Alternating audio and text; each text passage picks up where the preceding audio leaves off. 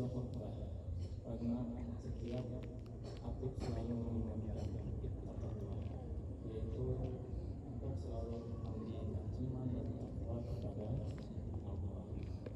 Anak-anakku sekalian, di dalam sekolah ini, setiap hal yang anak-anak melakukan pasti ada satu nasihat yang selalu diselipkan oleh orang tua, guru maupun orang yang lebih dewasa kepada kalian, yaitu rajin-rajinlah belajar. Belajar di sini bukan berarti kalian hanya turun sekolah saja. Turun dalam artian sampai ke sekolah, setelah itu Anda bisa mengerjakan apa yang Anda suka, bukan yang seperti itu. Ki Hajar Dewantara pernah berkata, kesuksesan dalam pendidikan itu mencakup 3 hal. Yang pertama yaitu adalah guru yang mengajar. Yang kedua adanya lingkungan sekolah yang baik. Yang ketiga siswa yang belajar dengan rajin dan baik. Masalah kalian yang belajar inilah yang menjadi masalah di global saat ini. Kalian hidup di zaman semua pada dekat pada kalian.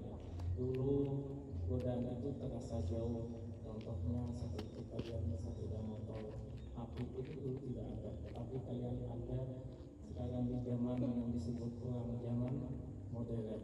Semua godaan itu sudah melekat di dalam diri Anda. Contohnya yaitu HP. HP inilah salah satu yang menyebabkan mungkin kalian tidak bisa konsentrasi dalam belajar. Ada di sekolahan keluar ada sebuah tugas saja, bukan menjadi sebuah kebutuhan. Padahal belajar itu adalah suatu hal yang sangat penting dalam bekal untuk kalian di kemudian hari. Tidak bisa dipungkiri, memang sekolah itu adalah mempunyai kesulitan dan hambatan. Banyak sesuatu yang tidak disenangi dalam sekolah. Tetapi kita tidak bisa menghindar dari itu. Karena Imam Al-Ghazali pernah berkata, orang yang menghindar dalam belajar dia siap-siap hidup dalam kegelapan. Jadi kita harus melintasi ruang dan waktu untuk sebuah pendidikan yang bekal di kemudian hari. Itu pesan amanat Bapak yang pertama. Yang kedua, Bapak ingin bertanya, siapa yang sholat subuh pagi tadi? Yo, siapa yang sholat subuh angkat tangan. Nah, banyak sekali yang saya. Kayak apa malam tadi gurunya jemaah? Awak sakitan lah, ada guring dalam kelaparan lah, ada yang perlu anak-anakku sekalian pahami ketika surah Ar-Rahman diturunkan Allah ke muka bumi. Surah Ar-Rahman, maka seluruh penghuni bumi dan langit itu terdiam mendengarkan. Jin-jin yang mempunyai sejahat-jahatnya jin pun terdiam mendengarkannya. Sampai pada kalimat Abi ayyi ni'mati rabbikuma tukadziban. Nikmat Allah yang mana yang engkau dustakan. Sekarang pertanyaannya, apakah kalian sedang sudah mensyukuri nikmat Allah? Salat bukan hanya sebuah kewajiban, tetapi sebagai suatu bentuk syukur kita terhadap Allah yang telah memberikan kita berbagai nikmat. Jadi jangan pernah tinggalkan salat, walaupun kalian dalam keadaan apapun dan waktu apapun. Tidak bisa di awal waktu, harus minimal di tengah waktu ataupun di akhir waktu. Jangan sampai kalian meninggalkannya.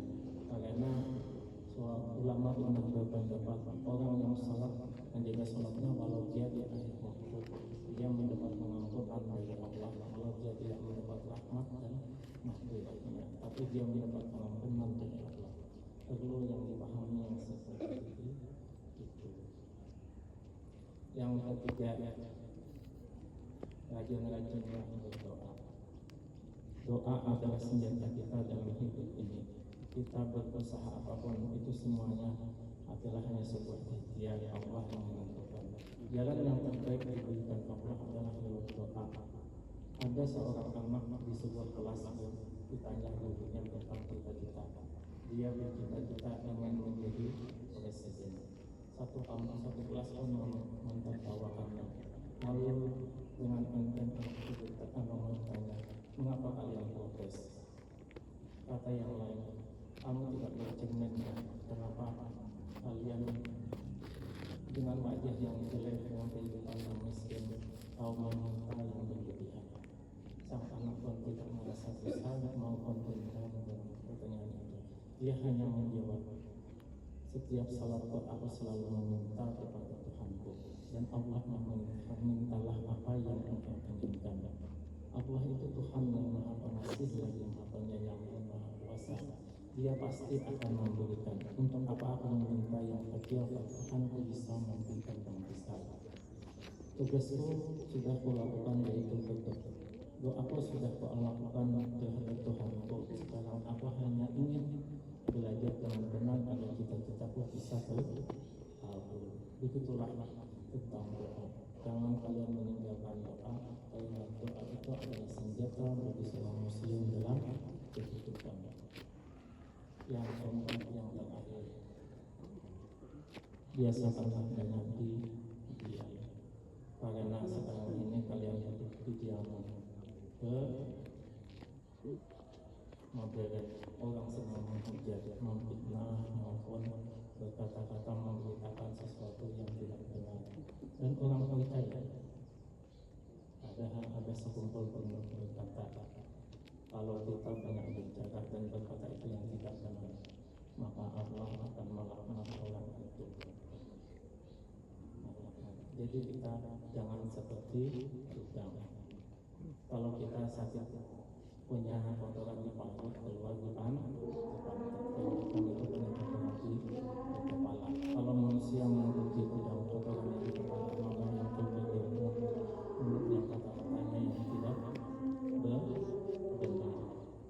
Makanya itu biasakanlah diam, karena diam itu adalah sebaik-baiknya perbuatan di zaman saat ini. Menghindarkan sesuatu orang yang bersifat bisa dipahami. Semoga pada hari ini bisa bermanfaat bagi kalian dan kita semua. Kita akhiri dengan Assalamualaikum